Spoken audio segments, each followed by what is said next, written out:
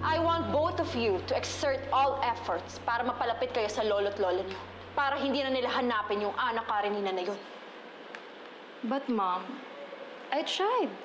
Kaya lang naman kasi, sa tuwing lalapit naman ako kay Lolo at kay Lola, wala naman silang ibang binabanggit kundi ang anak Karenina na yan. Kung nakakain na ba, kung ano na kang itsura niya, nakapag-aral ba, blah, blah, blah. Mom, it's so irritating. Sige, Carla. Pairalin mo yung pagiging bratinela mo. Para lalong lumayo sa inyo ang loob ng dalawang matanda. Para mawalan kayo ng mana.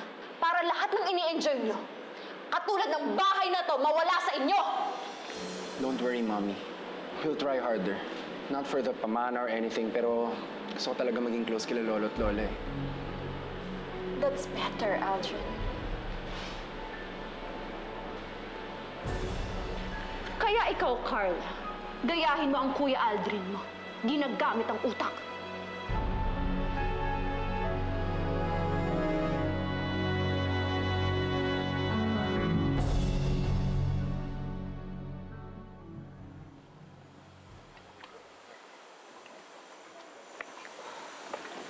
Thank you.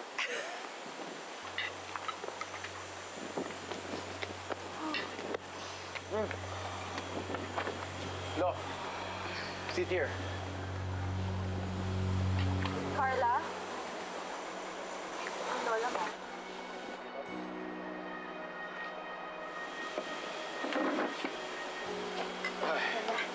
It's okay, Iha. Get your food.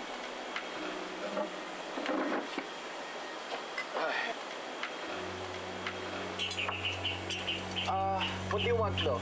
Beef briskets? Or ano na lang, fish and veggies para mas okay sa inyo? Sige. How about you, Lola? I'll have the same, Iha. Okay, excuse me. There you go. Sir! Sir! Sir! Ma'am! Sir! Bata. Andiyan na po yung taga-TV. Ah, ganun ba? Opo. Tayo na, Carmela. Excuse us. Dad. Wait. Anong taga-TV? Abel? Sandali lang.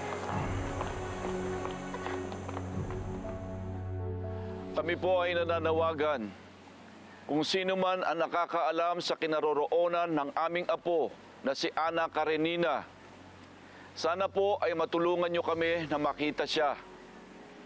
Hindi po namin alam ang kanyang apelyido, pero siya po ay isinilang ng aming anak na si Maggie or Margarita Monteclaro sa Safe Haven. Kung sino man po sa inyo ang makakatulong sa amin na makita siya, ay nakahanda kami magbigay ng pabuya na 10 milyong piso.